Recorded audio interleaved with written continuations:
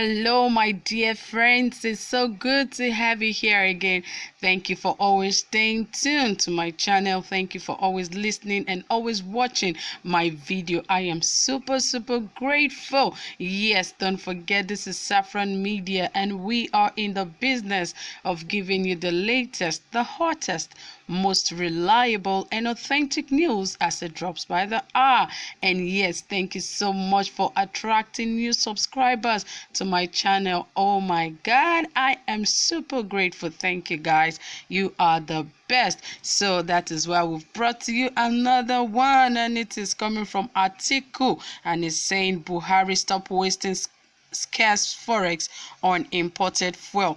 Well, for the reason he's saying that, we do not know yet. But before we go details into that news, guys, if you haven't subscribed, what are you waiting for? Please hit the subscribe button right away and subscribe, and also help us give this video a thumbs up. We need your thumbs up, and help us share this video. That's it, guys. Please, let's go right into the news of the moment. Former Vice President Atiku Abubakar said the current situation whereby the NNPC uses scarce foreign exchange to import fuel at subsidized rates is not sustainable. Instead, he asked the Buhari administration to liberalize the nation's downstream oil sector immediately. He said Nigeria is not just the most inefficient OPEC country in terms of refining capacity, but also the largest importer of petrol in the world. Atiku's criticism of Nigeria's oil sector is a direct kick on the face of President Buhari, as he is the substantive oil minister. Don't forget, Buhari is the minister of oil in Nigeria. Yes, the former vice president made the fresh criticism in a statement issued by his media office in Abuja on Sunday. He said the focus of the federal government should be aggressively driven to the enhancement of our local capacity to process larger quantities of our crude for domestic consumption. He also urged government not to be fixated over price fixing.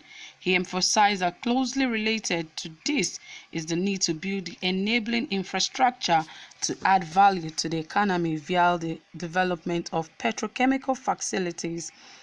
These will allow the country to impact upon so many sectors, including agriculture, pharmaceuticals, textiles, and construction, as well as food processing, he said.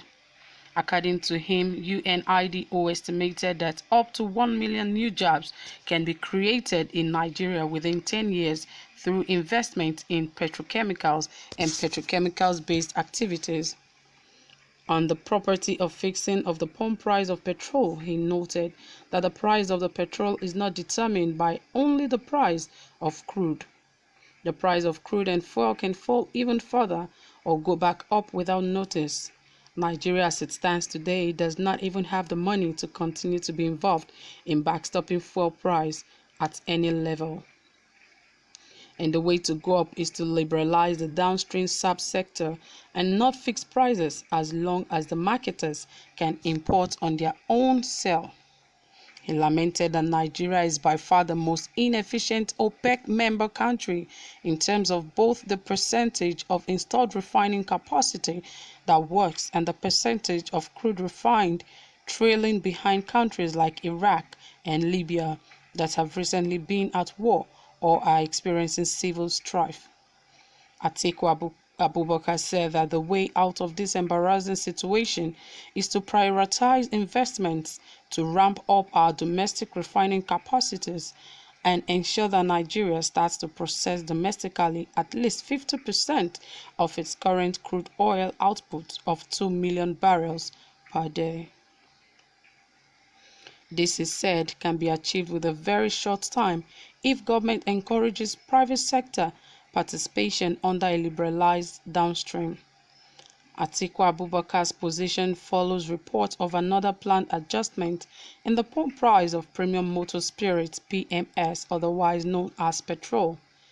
The planned reduction is coming against the backdrop of an earlier one from 145 naira to 125 naira per litre in March. He lamented that Nigeria is by far the most inefficient OPEC member country in terms of both percentage of installed refining capacity that works and the percentage of crude refined, trailing behind countries like Iraq, Libya, and have the recently been war and experiencing civil strife. He regretted that Nigeria is currently the largest importer of PMS in the world, noting that not only is this counterproductive for the economy, it equally has significant balance of trade implications, especially in this season of COVID-19 instigated economic meltdown.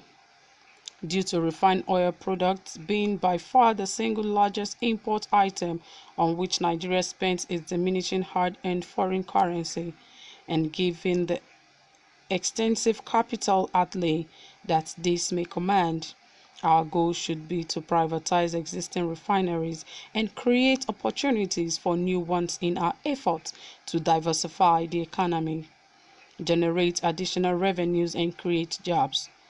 The report that our refineries did not produce petrol in 8 months even makes the case for the privatization of the 4 refineries compelling to pave way for private investment that will spur efficiency, productivity, and profitability, he said. He, however, welcomed the recent announcement that the refineries would be privatized and urged that the process be accelerated. Well, that is it, guys.